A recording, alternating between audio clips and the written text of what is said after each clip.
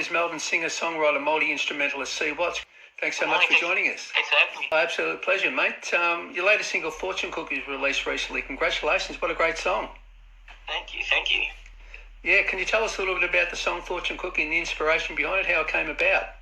Yeah, so I had this long-distance relationship during COVID last year. So I was in Melbourne, she was in Sydney, and obviously long-distance is tough as it is, and adding lockdown on top of it made it a bit tricky, and I guess by the end of it I kind of saw where it was all heading, and I didn't really need a crystal ball or a fortune cookie to explain to me that I knew that this was not heading in the right direction. Right. Yeah, so look, the official music video for Fortune Cookie is fabulous too. I think the boxing theme is brilliant. Can you tell us a little bit about that as well?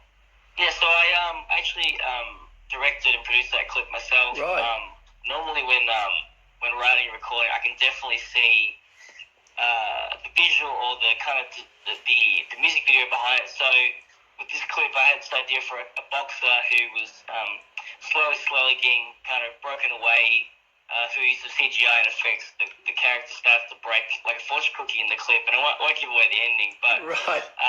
It was a lot of fun a lot of hard work to put together, but I think it all paid off in the end. Yeah, it's absolutely brilliant. With look, and regarding your overall sound, I read somewhere where it was described as modern dark pop overflowing with texture and attitude. I like that description. I think it sums up your sound very well. Oh, good. Well, I guess people like The Weeknd or Halsey or like 5 Seconds of Summer is where my kind of influence comes from in like the kind of modern pop landscape. Right. But definitely always, big heavy drums, big heavy guitars too. Right, and you preempted my next question, mate, because I was going to ask you what artist you've actually drawn inspiration from. So, yeah, that's fantastic. Look, we mentioned earlier you're a singer-songwriter and also a multi-instrumentalist. Look, and I know that the guitar is one of your instruments. What about some of the other instruments you play? Can you tell us a little bit about those? You give the drums a bit of a bash as well, do you? I do. So my dad plays drum. My dad's a drummer, and my dad played drums in like an 80s band. Right.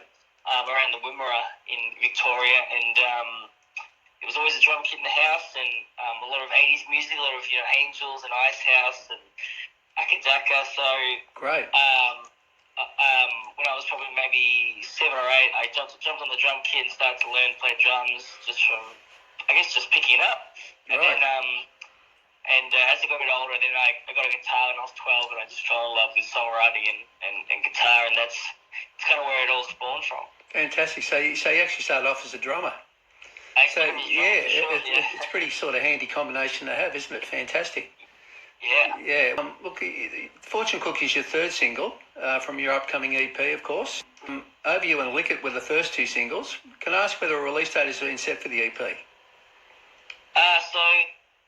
Unfortunately, because of COVID, we dropped Over You at the end of 2020, and we were hoping to kind of drop them, more frequently after that. But because of COVID got in the way, it was pretty tough. So at the moment, there'll probably be 3 more songs to come, but we'll probably take our time and just find the right times to drop them. But they'll definitely be next year. Definitely next year. What about the look? And I know I'm probably jumping the gun here because you're talking sometime next year. What about the name of the EP? Can you sort of let us into that, or?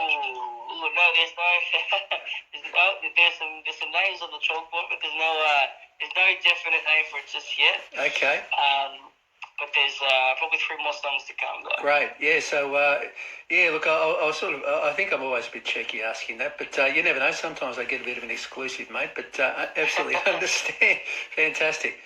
Look, we mentioned your previous single, Lick It, which will also be on the upcoming EP. I absolutely love that song too. Can you tell us a little bit about Lick It as well? Yes, this one was really fun to write and produce. I was my manager's LA based, so I went over to LA to do some songwriting and recording, and I wrote with a guy called Aaron Forbes, who I wrote Lick It with, and Aaron Forbes is first a lovely dude, but he also works with like a lot of great people. He's actually Billie Eilish's music director. Right. He's worked with Bangs, worked with many like pretty big up and coming Los Angeles artists. So fantastic. I wrote with him for the day. We wrote probably maybe 2/3 of this song, Lick It, and I think by the time we finished it, we thought, oh wow, we've written something pretty cool here. So yeah, we ended up via Zoom just tying it all up and finishing off, and I sent over some vocals from Melbourne. And that was that song, which was a lot of fun to put together. Yeah, it's fantastic. Look, you're well known for your sensational live shows, of course. Can I ask whether there are any plans for C.Watts gigs and or tours in the not too distant future?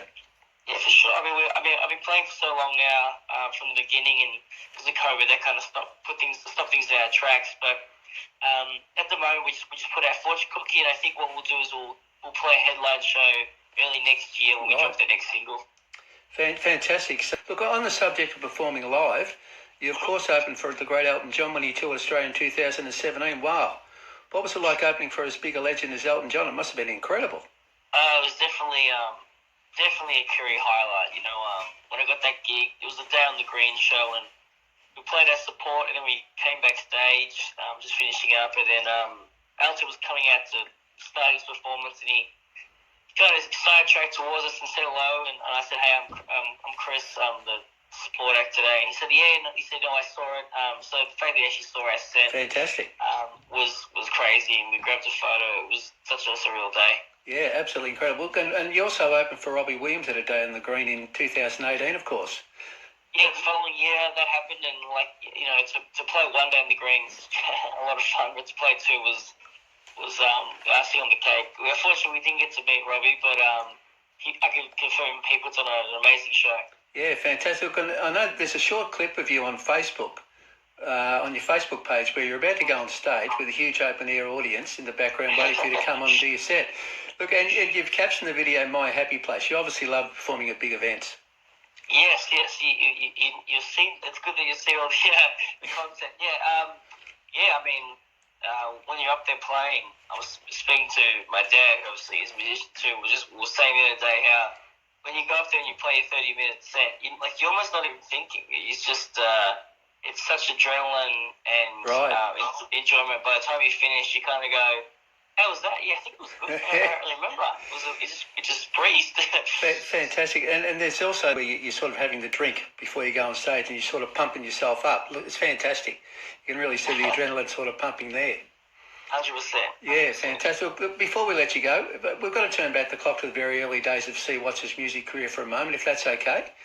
Yeah. Can you tell us a little bit about the very early days, when you started out, and what inspired you to become a professional musician?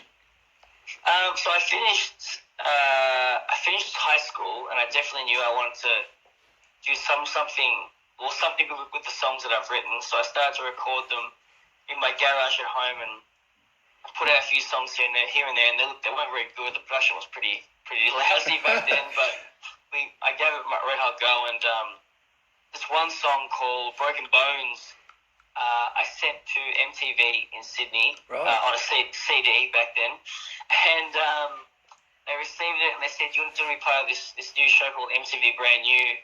This was in 2015. I said, yeah, of course. And I did the show with a lot of other great up-and-coming acts at the time. It was like Conrad Sewell, TK Mizer. There was some big names back then. Right. And I was on this show, and that was kind of my first kind of not little, but it was a big break at the time. Right. Into when it all kind of started to snowball. So that was back in 2015. And then from there, the following year, I did a track with Amy Shepherd from the band Shepherd, who you might know since the song Hey Geronimo, which was a massive hit the year before that. So that was a big thrill. That was a song with Amy, and she's a lovely person. It was really proud of that song too. I think it was a really, really catchy tune. And then from there, it all just snowballed into where we are now. Fantastic, yeah. And and you took a bit of a break for a couple of years there. I had a friend of mine that passed away. When those things happened, my best mate passed away, and took a little minute to compose myself, and then I always loved music. I didn't stop writing music, but just to get back into it, a couple of years later, I started bringing out stuff. So thanks so much, Chris, for joining us today. It's been an absolute pleasure. No worries. Thanks so much for having me, and I really appreciate of playing my music and having a chat. Oh, absolute pleasure, mate. And good luck with the new single, Fortune Cookie. It's a great song, and also the upcoming EP, slated for release next year, and all the forthcoming gigs. Well, I can't wait to see you performing again live, mate, soon. Also, I really appreciate it. Thank you. Thanks so much. Bye.